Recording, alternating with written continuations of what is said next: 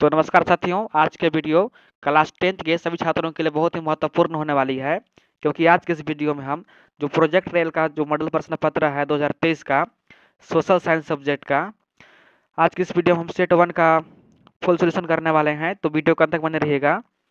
देख सकते हैं यहाँ पर क्लास 10th का है सामाजिक विज्ञान और यह सेट 1 है। इसके बाद मैं जैसे ही इस वीडियो को बनाऊंगा उसके बाद सेट 2 का भी बनाकर डाल दूंगा। तो चैनल को सब्सक्राइब कर लीजिएगा यदि आप नए हैं तो। चलिए हम लोग चलते हैं पहला क्वेश्चन की ओर। पहला क्वेश्चन कहता है कि जब फ्रांस सीखता है तो बाकी यूरोप को सर्दी जुकाम हो जाता है, ये किसने कहा था? तो आप सभी लोग जानते ही होंगे ये क्वेश्चन, काफी वीवीआई है कि जब फ्रांस सीखता है तो बाकी यूरोप को सर्दी जुकाम हो जाता है, कौन कहा था? जब मैटरनिख ने कहा था। कौन कहा था? मैटरनिख ने कहा था।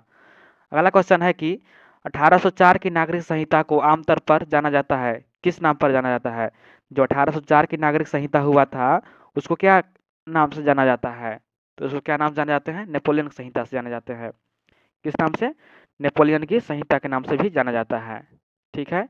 अगला क्वेश्चन, बाबा रामचंद्र कौन थे? तो जो बाबा रामचंद्र थे वो शांति दूत थे। कौन थे? शांति दूत थे। ठीक है। क्वेश्चन नंबर 4 कहता है कि गांधी इरविन समझौता कब हुआ था? तो जो गांधी इरविन समझौता हुआ था वो कब हुआ था? वो 5 अप्रैल 1931 को हुआ था। कब हुआ था? सॉरी, 5 अप्रैल नहीं, 3 अप्रैल। कब हुआ था? 3 अप्रैल 1931 को हुआ था। और यह कहाँ पर हुआ था? तो लंदन पर हुआ था। गांधी इरविन समझौता कब हुआ था? 3 अप्रैल 1931 को। और कहाँ हुआ था? तो लंदन में हुआ था। ठीक है। अगला क्वेश्चन, बंकिम चंद्र चट्टोपाध्याय द्वारा रचित वंदे मातरम गीत किस उपन्यास से लिया गया है?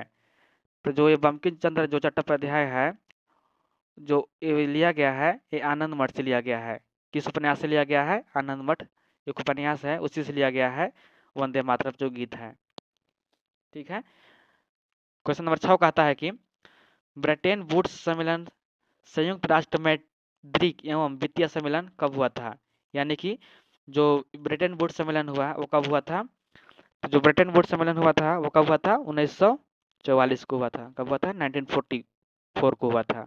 ठीक है। क्वेश्चन नंबर 7 कहता है कि किस उद्योग में में स्पेनिंग जेनी मशीन का इस्तेमाल शुरू हुआ था?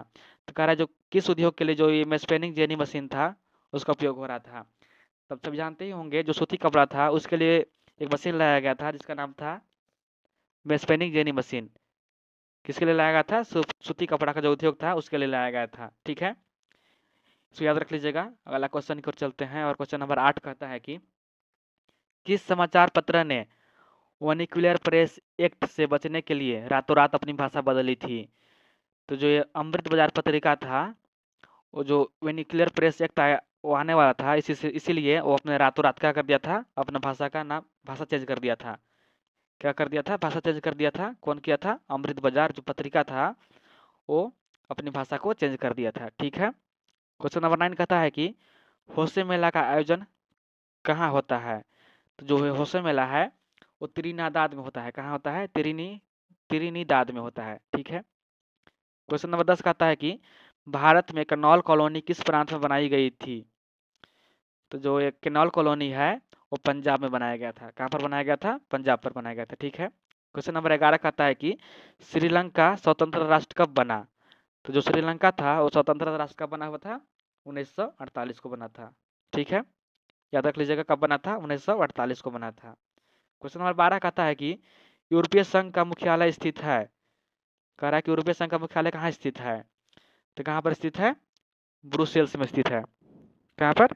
ब्रुसेल्स में यूरोपीय संघ का मुख्यालय स्थित है। ठीक है दोस्तों, चलते हैं अगला क्वेश्चन की ओर। अगला क्वेश्चन हमारा कहता है कि संयुक्त राज्य अमेरिका में किस प्रकार की शासन प्रणाली है? तो जो संयुक्त राज्य अमेरिका है उसमें अध्यक्षात्मक प्रणाली है। कैसा है? अध्यक्षात्मक प्रणाली है वहां पर। ठीक है। क्वेश्चन नंबर 14 कहता है कि पंचायती राज को शक्तिशाली और प्रभावी बनाने के लिए संविधान में 73वां संशोधन कब किया गया था? क्या कर रहा है? जो पंचायती राज है उसको शक्तिशाली बनाने के लिए 73वां संशोधन कब किया गया था? तो कब किया गया था? 1992 को हुआ था। कब हुआ था? 1992 में किया गया था इसका। ठीक है। अगला क्वेश्चन, सामाजिक भेदभाव किसने कारण उत्पन्न होता है? सॉरी पर क्वेश्चन में प्रिंट है। कह रहा है कि जो सामाजिक भेदभाव है वो किसके कारण उत्पन्न होता है? तो जो सामाजिक भेदभाव है वो जाति के कारण भेदभाव होता है, और धर्म के कारण भी होता है और भाषा के कारण भी होता है। तो इसका राइट आंसर क्या हो जाएगा? उपयुक्त सभी। अब सभी जानते ही होंगे जो सामाजिक भेदभाव होता है वो कैसे होता है। वो जो बोलते हैं कि तुम अलग धर्म का है, तुम हिंदू नहीं, तुम मुसलमान है। जाति में भी उसी होता है, भाषा में भी वही होता है कि तुम अलग भाषा के लोग हैं। ठीक है, तो सामाजिक भेदभाव कैसे होता है? इन सभी के कारण जो सामाजिक भेदभाव होता है। ठीक है, अगला क्वेश्चन है कि राजनीतिक दलों के विषय में निम्नलिखित में से कौन सा कथन सही नहीं है? क्या कह रहा है? कौन सा कथन सही नहीं है? किसके संबंध में? राजनीतिक दलों के संबंध में। ठीक है, तो देखते हैं कि करके। पहला कह रहा है कि राजनीतिक दल चुनाव में भाग लेते हैं। जी बिल्कुल लेते हैं, जो राजनीतिक दल है चुनाव में भाग लेते हैं। ठीक है, बी कहता है कि राजनीतिक दल जनमत निर्माण में महत्वपूर्ण भूमिका निभाता है। ये भी करता है, जो राजनीतिक दल है वो जनमत निर्माण में क्या करता है? महत्वपूर्ण भूमिका निभाता है। ठीक है, सी कहता है कि राजनीतिक दल सरकार की नीतियों एवं कार्यक्रमों को जनता के समक्ष रखती है। जी रखती है, जो राजनीतिक दल होता है जो सरकार का नीति लाती है उसको क्या करता है? जनता के समक्ष लाती है। तो कौन बच गया? डी। डी को देखते हैं क्या कहता है कि राजनीतिक दल केवल अपने सदस्यों के हितों का ख्याल रखता है। जी ऐसा नहीं होता है, जो राजनीतिक दल है वो सभी का ख्याल रखता है, वो अपने सदस्यों का हितों का ख्याल नहीं रखता है। तो क्या हो जाएगा इसका राइट आंसर? डी। यानी कौन सा कथन गलत है? तो जो डी वाला कथन है वो गलत है। ठीक है, अगला क्वेश्चन है कि फेडेकोर का संबंध है, किससे संबंध है? तो जो फेडेकोर है वो पानी के निजीकरण के विरुद्ध आंदोलन से संबंध है। किससे संबंध है? तो जो पानी का निजीकरण के विरुद्ध आंदोलन हुआ था उसी से संबंध है फेडेकोर। ठीक है, इसको अच्छे से याद रख लीजिएगा। क्वेश्चन नंबर 18 कहता है कि स्मॉल इज ब्यूटीफुल किसकी रचना है? तो जो स्मॉल इज ब्यूटीफुल है वो रविंद्रनाथ टैगोर ने लिखा था। कौन लिखे थे? रविंद्रनाथ टैगोर ने। ठीक है, क्वेश्चन नंबर 19 कहता है कि प्रोजेक्ट टाइगर कब आरंभ किया गया था? जो प्रोजेक्ट टाइगर था उसको कब आरंभ किया गया था? तो उसको आरंभ किया गया था 1972 को। कब किया गया था? 1972 को। ठीक है, अगला क्वेश्चन, निम्न में से कौन जल दुर्लभता के कारण है? कह रहा है कि इनमें से क्या कारण जो जल है वो दुर्लभ होता जा रहा है, यानी कि प्रदूषित होता जा रहा है। तो जो जल का है असमान वितरण हो रहा है, वर्षा वितरण हो रहा है, तीव्र औद्योगिकरण हो रहा है, यानी कि फैक्ट्रियां सभी जगह लग रहा है, इसका कारण भी हो रहा है। और लगातार जनसंख्या की वृद्धि हो रही है। आप सभी जानते ही होंगे कि जो भारत की जनसंख्या है वो चीन को पीछे छोड़ दिया है। तो क्या हो जाएगा इसका राइट आंसर? उपयुक्त सभी हो जाएगा। इन सभी के कारण जो है जल प्रदूषित होते जा रहा है। ठीक है, अगला क्वेश्चन है कि निम्न में से कौन सी एक पेय फसल है? क्या कह रहा है? पेय फसल है। और पेय फसल किसको कहते हैं? जिसको हम लोग पीते हैं। देखिए, चावल को पीते हैं? जी नहीं। गन्ना को पीते हैं? जी नहीं। कपास? जी नहीं। जो चाय है वो पेय फसल है। गन्ना पीते हैं लेकिन उसको पेय फसल नहीं कहते हैं। पेय फसल कौन सा है? चाय है। चाय हो गया, कॉफी हो गया, सब क्या है? पेय फसल है। ठीक है, क्वेश्चन नंबर 22 कहता है कि सबसे कठोरतम पदार्थ कौन सा है? तब सभी लोग जानते ही होंगे जो सबसे कठोरतम पदार्थ है उसको किसको कहा जाता है? जी सही, हीरा को कहा जाता है सबसे कठोरतम पदार्थ। ठीक है, अगला क्वेश्चन, जमशेदपुर में स्थित निजी क्षेत्र का लौह इस्पात उद्योग का क्या नाम है? जो जमशेदपुर में स्थित है जो लौह इस्पात का उद्योग है, यानी कि जो लोहा फैक्ट्री है उसको क्या कहा जाता है? तो उसको टिस्को कहा जाता है। क्या कहा जाता है? टिस्को। और टिस्को का क्या फुल फॉर्म है? Tata iron and steel company. क्या होता है? Tata iron and steel company, TISCO. Short में क्या बोलते हैं? टिस्को बोलते हैं। ठीक है, याद कर लीजिएगा। क्वेश्चन नंबर 24 कहता है कि भारतीय रेल परिवहन को कितने क्षेत्रों में बांटा गया है? तो जो भारतीय रेल परिवहन है उसको 16 क्षेत्रों में बांटा गया है। कितने क्षेत्रों में? 16 क्षेत्रों में बांटा गया है। यहाँ पर देख सकते हैं दोनों एक ही ऑप्शन दे दिया है, कंफ्यूज नहीं होना है। आपका राइट आंसर क्या हो जाएगा? 16 हो जाएगा। ठीक है, क्वेश्चन नंबर 25 कहता है कि भारत के चारों महानगरों को जोड़ने वाला सड़क को क्या कहते हैं? तो जानते ही होंगे, जैसे यहाँ पर एक महानगर है, एक इधर से रास्ता आया, एक इधर से रास्ता आया, एक इधर से रास्ता आया, एक इधर से रास्ता आया, उसको क्या कहते हैं?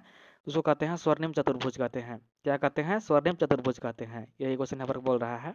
ठीक है, अगला क्वेश्चन है कि कपास के फसल को कितने पाला रहित दिनों की आवश्यकता होती है? तो जो कपास का फसल होता है उसको कम से कम 200 दिनों के लिए छोड़ दिया जाता है खेती होने के लिए। ठीक है, अगला क्वेश्चन कहता है कि लोगों के लिए विकास का अर्थ किस प्रकार होता है? तो जो लोगों का विकास का अर्थ है वो सामूहिक होता है। कैसा होता है? सभी के लिए विकास होता है, ऐसा लोगों का मानना है। ठीक है, अगला क्वेश्चन है कि किसी देश की कुल आय को उसकी कुल जनसंख्या से भाग देने पर हमें प्राप्त होता है। क्या कह रहा है, जो किसी देश का कुल आय है उसकी कुल जनसंख्या से भाग देने पर क्या हमें मिलता है, तो हमें क्या मिलता है, प्रति व्यक्ति आय। क्या मिलता है, प्रति व्यक्ति आय मिलता है। और प्रति व्यक्ति आय को ही क्या बोलते हैं, औसत आय बोलते हैं। ठीक है, प्रति व्यक्ति आय को क्या बोलते हैं, औसत आय। तो इसका राइट आंसर कौन हो जाएगा, ए और बी दोनों हो जाएगा। ठीक है, याद कर लीजिएगा कि प्रति व्यक्ति आय को ही औसत आय कहते हैं। ठीक है, अगला क्वेश्चन कहता है कि कृषि, डेयरी, खेती निम्नलिखित में से किस क्षेत्र के से संबंधित है। तो जानते होंगे जो कृषि है, डेयरी है, खेती है, वो कौन से क्षेत्र के अंतर्गत आता है, तो प्राथमिक क्षेत्र के अंतर्गत आता है। ठीक है, अगला क्वेश्चन है कि तृतीयक क्षेत्र को क्षेत्र के नाम से भी जाना जाता है। तो जो तृतीयक क्षेत्र है उसको क्या के नाम से जाना जाता है, सेवा के नाम से। किस नाम से, सेवा के नाम से भी जाना जाता है। और यदि पूछेगा कि द्वितीयक क्षेत्र के अंतर्गत कौन सा आता है, तो जो द्वितीयक क्षेत्र के अंतर्गत विनिर्माण का कार्य होता है वो द्वितीयक क्षेत्र के अंतर्गत आता है। जैसे क्या हुआ कि अब कृषि में क्या कपास बोए और कपास से कपड़ा बनाए, तो विनिर्माण करके वो किस क्षेत्र के अंतर्गत आ जाता है, तो द्वितीयक क्षेत्र के अंतर्गत आता है। ठीक है, और कृषि कौन क्षेत्र के अंतर्गत आता है, प्राथमिक क्षेत्र के अंतर्गत। तीनों को अच्छे से याद कर लीजिएगा, तीनों में से कोई ना कोई याद अभी करता है एग्जाम में। ठीक है, अगला क्वेश्चन कहता है कि बैंक जमा राशि के बड़े भाग का उपयोग किसके लिए करता है। तो जो बैंक होता है वो जमा राशि को ऋण देने के लिए करता है और मुद्रा के लिए भी करता है। तो क्या हो जाएगा, ए और बी दोनों ऑप्शन हो जाएगा। ठीक है, अगला विनिमय का माध्यम किसे कहा जाता है। तो जो विनिमय है वो विनिमय विनिमय का माध्यम उस मुद्रा को कहते हैं।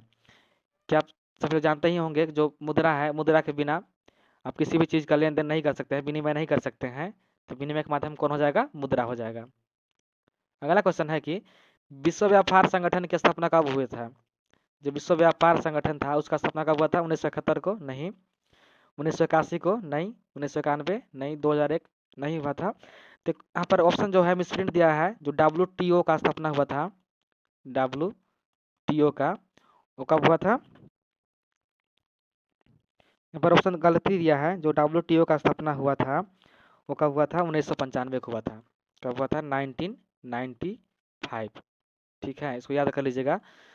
जो विश्व व्यापार संगठन का स्थापना हुआ था वो 1995 में हुआ था। और इसका मुख्यालय कहाँ है, अगर मुख्यालय पूछे तो जेनेवा है। ठीक है, पर वही क्वेश्चन है, जो विश्व व्यापार संगठन है उसका मुख्यालय कहाँ है, तो जेनेवा में है, जेनेवा में है। ठीक है, अगला क्वेश्चन है कि उपभोक्ता आंदोलन का उदय कब हुआ था। क्वेश्चन नंबर 35 कहता है कि उपभोक्ता आंदोलन का उदय कब हुआ था, तो कब हुआ था, 1980 को हुआ था, 1980 को हुआ था।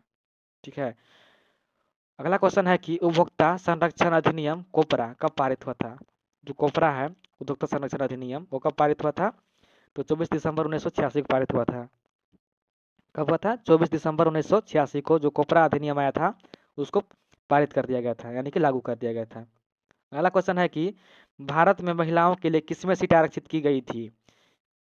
तो जो भारत की महिलाएं थी वो पंचायती राज व्यवस्था में महिला का सीट आरक्षित किया गया था। और कितना किया गया था, 1/3, यानी कि 33%।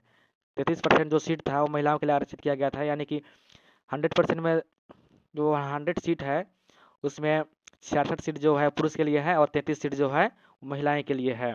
ठीक है, और यह कब आरक्षित किया गया था, तो पूछेगा तो 73वां और जो 74वां संविधान संशोधन हुआ था, 73वां और 74वां संविधान संशोधन के अंतर्गत क्या किया गया था, महिलाओं के लिए 1/3% सीट आरक्षित किया गया था। ठीक है, किसमें, पंचायती राज व्यवस्था में। अगला क्वेश्चन कहता है कि वह व्यक्ति जो पुरुष और महिलाओं के लिए समान अधिकार और अवसर में विश्वास करता है क्या कहलाता है, तो समाजवादी कहलाता है। ठीक है, भारतीय जनता पार्टी का मुख्य प्रेरक सिद्धांत क्या था। कह रहा है कि भारतीय जनता पार्टी का जो मुख्य प्रेरक सिद्धांत था वो क्या था, तो समग्र मानवतावाद था। क्या, सभी के लिए मानवतावाद था। किसका था, भारतीय जनता पार्टी का। अगला क्वेश्चन है कि लोगों का एक संगठित समूह जिसका उद्देश्य चुनाव लड़ना और सत्ता की प्राप्ति करना होता है क्या कहलाता है, तो क्या कहते हैं उसको, राजनीतिक दल कहते हैं। जी हाँ, राजनीतिक दल कहते हैं। जो राजनीतिक दल होता है उसका क्या उद्देश्य रहता है, चुनाव लड़ना और चुनाव से उसको जीतना भी रहता है। ठीक है, तो दोस्तों ये रहा से कुछ इंपॉर्टेंट क्वेश्चन। जल्द ही मैं इसका जो सेट 2 है, आप देख सकते हैं यहाँ पर सेट 2 जो है, यहाँ पर सेट 2 देखिए, सेट 2 पर है, सेट 2 है, उसका वीडियो अपलोड कर दूंगा। तो चैनल को सब्सक्राइब कर लीजिएगा यदि आप नए हैं तो। फिर मिलते हैं नई वीडियो के साथ, तब तक के लिए धन्यवाद।